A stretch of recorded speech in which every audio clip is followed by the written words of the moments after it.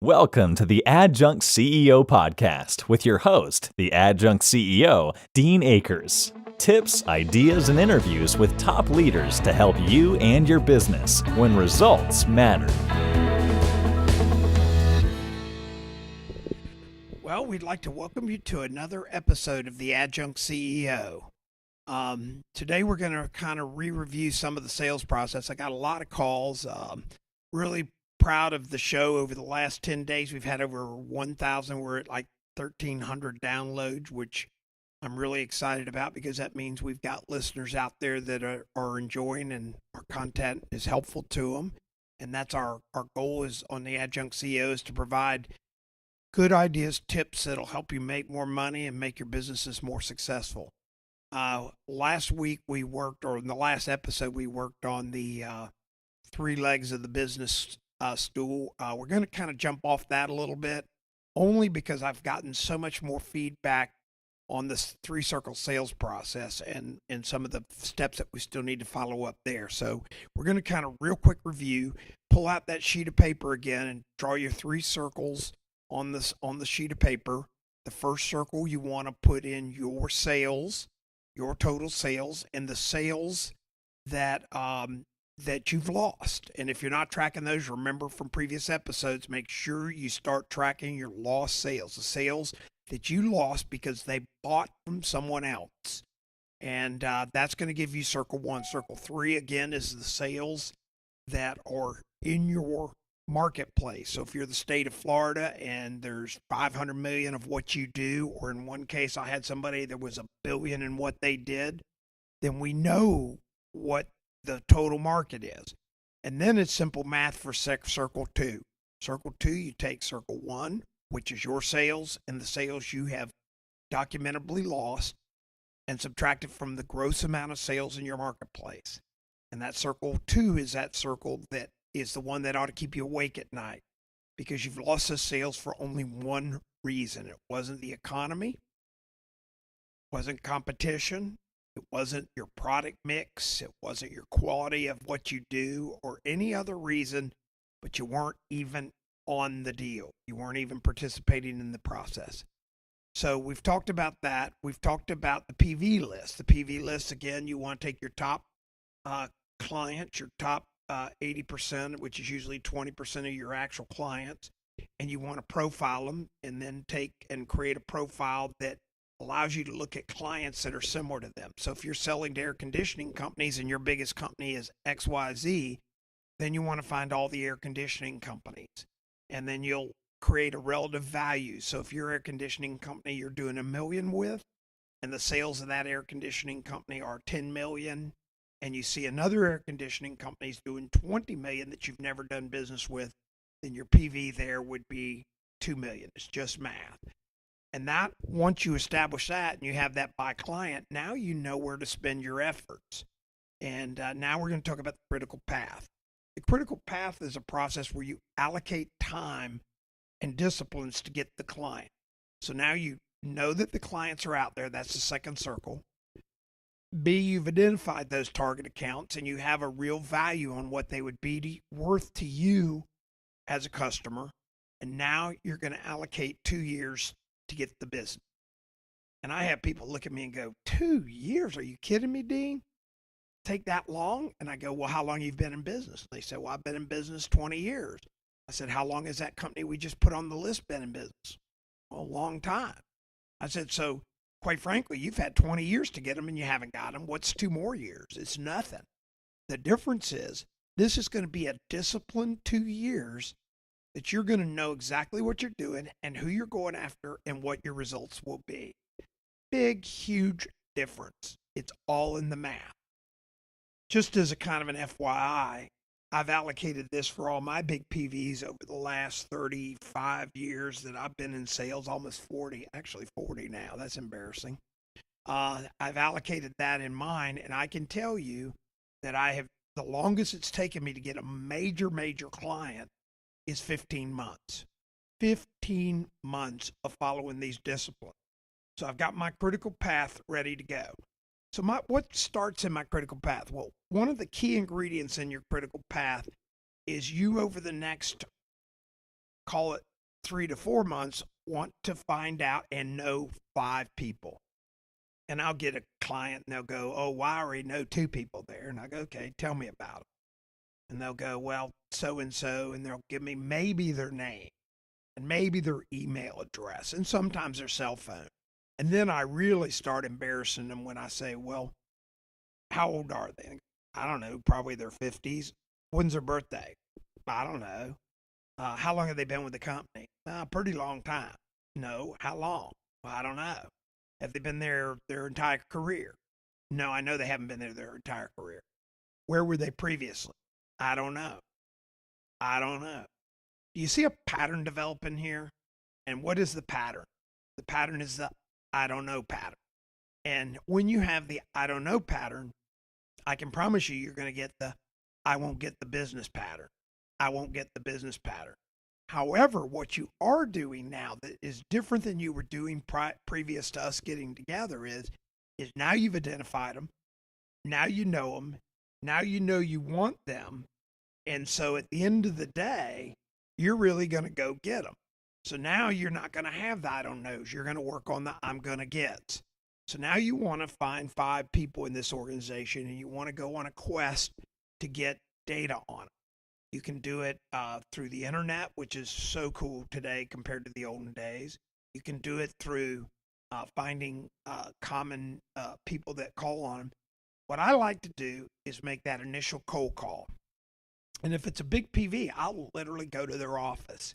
I'll literally walk into the receptionist and I'll literally go to introduce myself and I'll introduce myself to her or him.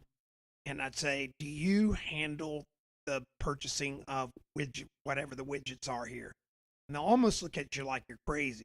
A, you're there cold calling because nobody does that anymore. B, that you're assuming they might have influence on it. They're like, no, I don't. And then you start a dialogue. You want to get their full name and you want to do it just like, so what's your last name? They go, Susie Smith. Okay, great. And then you're just saying, well, who would I need to meet? And they go, well, you'll need to speak with Dan or Bill or Mary or whoever. And then you're going to ask kind of an open-ended question. So how long have you been here? And they're going to tell you. Bingo. If they've been there more than 6 months, which 99% of them are or have been, you're going to know that that receptionist knows everything. So now you're going to take that receptionist and you're going to ask her 1 or 2 or him 1 or 2 more questions. And you may say, well, you've been here 3 years. How'd you end up here? And they'll tell you they moved or whatever. And you're going to try to find 1 or 2 data points. It could be something on their desk, a picture of their family. Say, wow, that's a cool family. Are those all your kids? And they go, yeah, I got 5 kids. But this is an old picture. My oldest one's in high school, blah, blah, blah. Well, what did they do? You're going to find data points. When you walk out, you're going to pull your note cards out we've talked about, or if we haven't, we're going to talk about them in the future. And you're going to write a handwritten note to her or him and say, thank you for letting me introduce myself, and just shoot it in the mail with a stamp that day. Now, because it's a big PV, you're going to go back because you're going to want to touch them at least every 2 weeks minimum, some which way.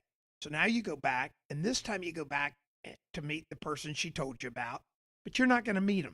You're going to walk in, and you're going to have some data point that that person shared with you, and you're going to go back in and say, hey, I saw this thing on New York and thought you'd be interested in it. Or some data point they had, Little League. I saw this thing about how to Little League, and you mentioned your son loved Little League. Here's a little pamphlet on how to hit better.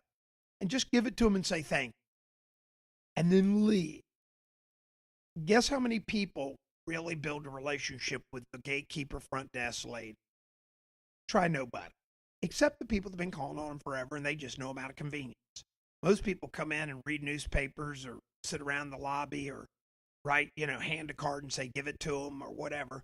No relationship built. Again, a big PV, you're going to want to know 5 people. Now, why would I pick on the receptionist as one of the first of my 5?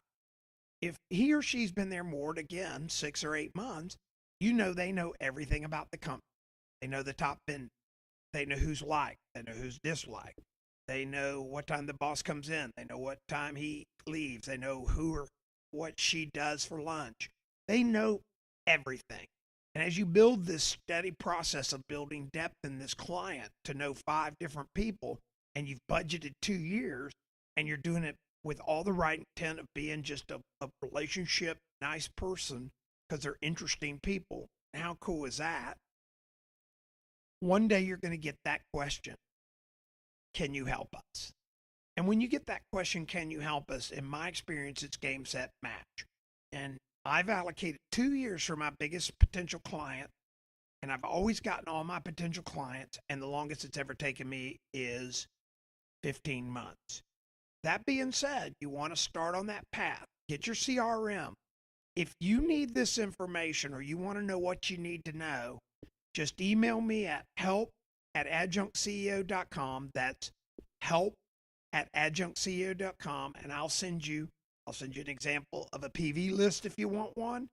I'll send you a 3-circle template if you want one. Or in this case, I'll send you the template that I use on every individual. And oh, by the way, when I have 5 people and the data on 5 people and created those touches, I've never not gotten the business. And when I've gotten the business, it's never been because of price. It's never been because of my product being superior or whatever, or all the features and benefits we think. It's because I've become a trusted advisor and my products are comparable or can do a great job for this customer. And the customer really wants to do business with me, and they really want me to help them. And in fact, we've built this relationship, and I become their preferred supplier, while everybody else is still beating on the door with price. And more importantly, most people aren't even calling on them, like we already found out in our 3 circles. So be disruptive. Be disruptive. Get out there. Take that PV list. Get those top 20 or 30 PVs. Build out a critical path. Again, if you want to see an example of a critical path, just email me at help@adjunctceo.com. That's help@adjunctceo.com. Request, Dean, I want to see a critical path and a profile sheet. I'll send it to you. If you want a PV, just ask me what you want. If you own a company and you have salespeople, then call me. We can do a go-to meeting. I don't charge anything, and you and I can talk about it, and I'll help you out for free just to get you going. That's what the Adjunct CEO does. He's about building relationships and helping people be more successful. So we're going to get our PV list done. We're going to get our 3 circles done, and now we're going to start building our depth and start constructing our critical path.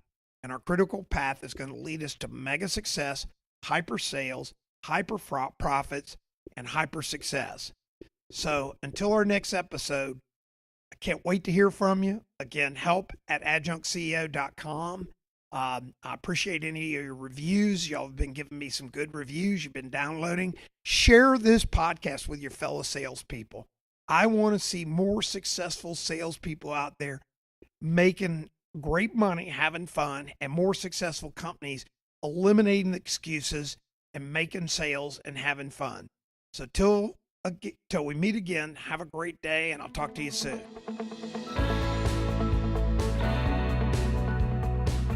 We hope you enjoyed today's show. Make sure to like and subscribe so you don't miss a single episode. If you have any questions or need some help, just email help@adjunctceo.com. Thanks for tuning in.